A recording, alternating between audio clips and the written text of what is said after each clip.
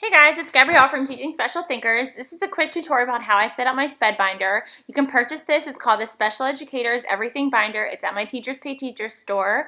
You can find me by searching Mrs. Dixon, or you can search Special Educators Everything Binder. So, how I set my binder up, I've had a lot of questions from people who have purchased, just curious about how I set mine up, so I thought I'd make a little tutorial for you.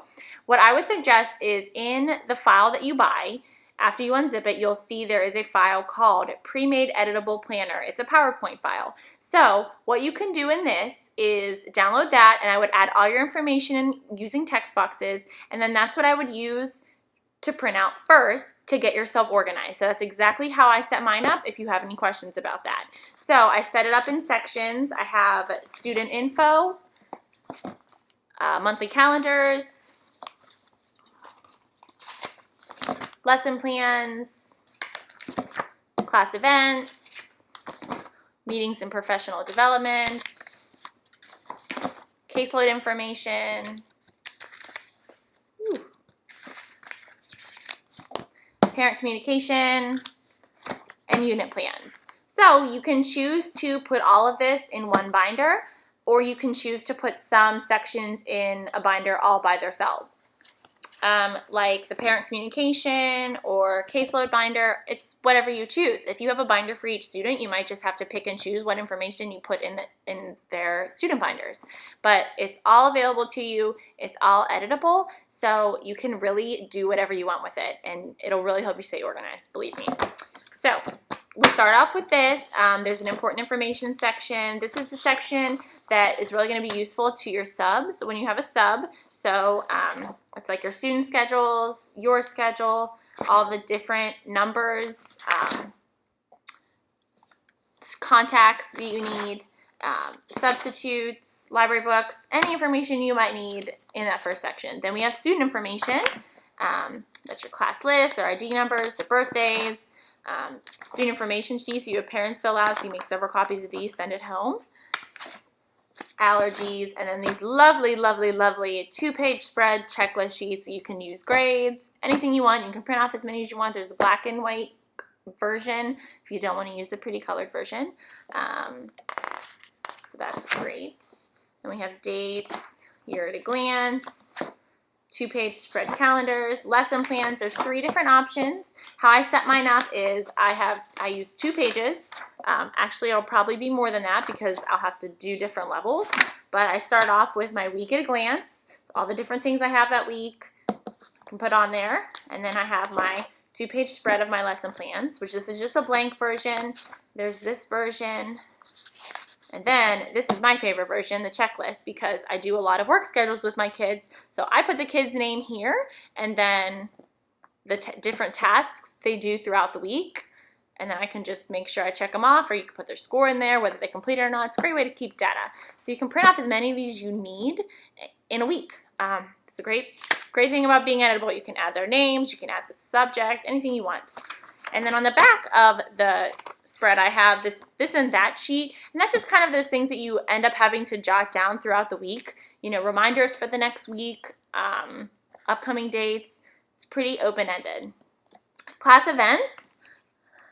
In my class, we do lots of different parent events that the parents come in and we, it's usually a monthly thing. So this is a good way to keep me organized for that. Month at a glance. And then I have these sheets for volunteers. There are separate papers in the pack that you can have people fill out if they'd like to volunteer. So those are forms that I wouldn't put in my binder, but I would send home at the beginning of the year and have my parents fill out. Those are all included in this pack. It's everything. Event information. When I have events, I like to jot things down, and I'm a Post-it person, but those Post-its get lost, and then you have to rewrite the information, or you have to try to jog your memory, which my memory is not good anymore. I have to write everything down. So this is a good way to keep all that information, supplies you need, activities, all that good stuff when you have class events, so you stay organized, and it doesn't take up a lot of your time, because we don't have a lot of extra time as special ed teachers. Field trip information forms. When you have upcoming field trips, it's great to have that information down. Just to have it down, because questions start arising the closer and closer you get to field trips, and if you don't remember, here it is, so you don't have to worry about that kind of stuff.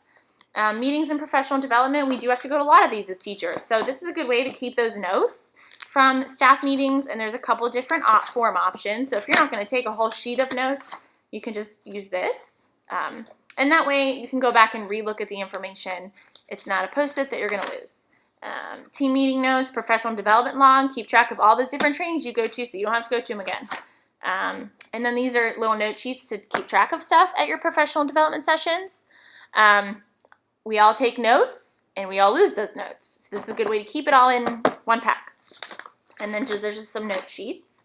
Caseload information, a very important part of this pack. And really, I would suggest just making another binder for your caseload information. And you might even want to make a student binder for each student, and that way you can keep their work samples and all their data and all their assessments, everything in one binder, and it'll really help you out when you have those IP meetings. So for the purpose of this tutorial, I have them in this binder.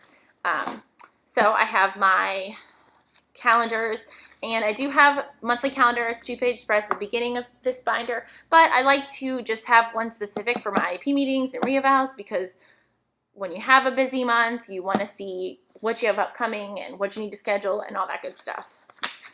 So I have those. My caseload snapshots. This is my whole caseload, all their different services, all their different minutes, their ID numbers, their birthdays, all the dates that are upcoming. Great way to keep all that information, and that way you don't have to go online and look it up or look in their file. It's right here. Another way to keep track of upcoming annual reviews and reevals, initials, initial referrals.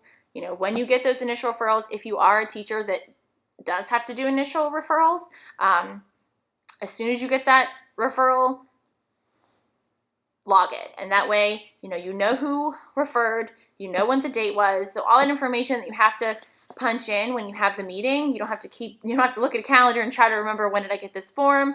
Who was it from? It's right here.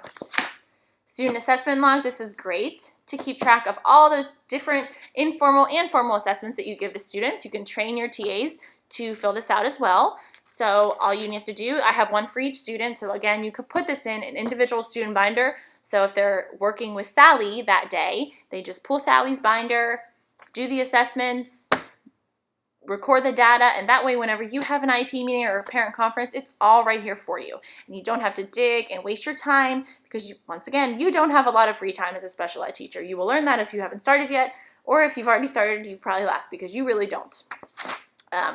Reading levels. These are just some basic skill checklists that I've realized in my students, these are the things they need to work on. If they're in elementary school and they have an IEP, usually it's because they don't have these basic skills. They haven't mastered all the skills yet to be at grade level. So these are the skills in a checklist, and this is one for the whole class. So we have reading levels for those benchmarkings, date, the level book, words per minute, accuracy level, etc. And then basic skills like matching, all the way up to numbers, ABCs, community science, opposites, sequencing, all that good stuff. Reading levels, or reading skills, from recognizing lowercase and uppercase letters all the way up to short vowels, long vowels, sight words. Math, we have counting, money, measurement, basic division, basic multiplication, basic skills. You can make your own sheets if you want to get a little bit more into depth. And then fine motor, because I teach fine motor skills. So the parent communication part of this binder is a great thing to keep track of when you have those conversations with parents, because you don't want to get caught in a bind where a parent saying that you talked about something and you don't remember it, or you remember something and the parent's saying, no, you never told me that. So this is a good way to cover your butt. Hopefully you don't have those encounters. I have wonderful parents in my classroom, but you just, it's good to keep data. So parent communication log. This is something you can type the information at the top and then keep it in each student's binder, or you can keep it all in this binder, up to you. So date, time, method, contact method, reason, if you contacted them, the outcome. If you didn't contact them and you left a message, you can record that so you can remember, hey, I've called you 17 times about this meeting and you never answered, and I left messages. So good little way for you to keep that data. If you have longer conversations with parents, this is a good form. It gives you lots of room to take notes on what the conversation was about.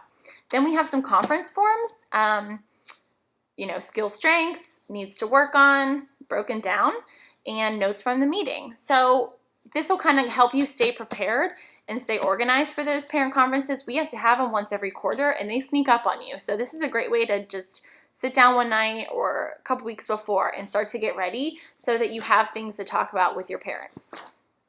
Notes log, I like to send home notes throughout the year. Some are going to be positive, some might not be so positive. So this is a good way to just keep track of that.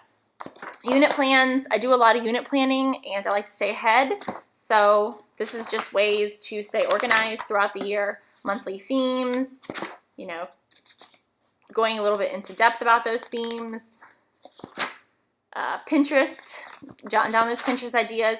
And then these are ways to keep track of inventory of all the different materials in your classroom. Because if you're like me and you have lots of different materials because you're very blessed as a teacher at your school district, you want to make sure that you're using all the materials that you have. So this is a good way to jot down what the material is and what it covers so that you can go back when you're planning and say, oh, we need to pull this, because we're gonna cover that stuff.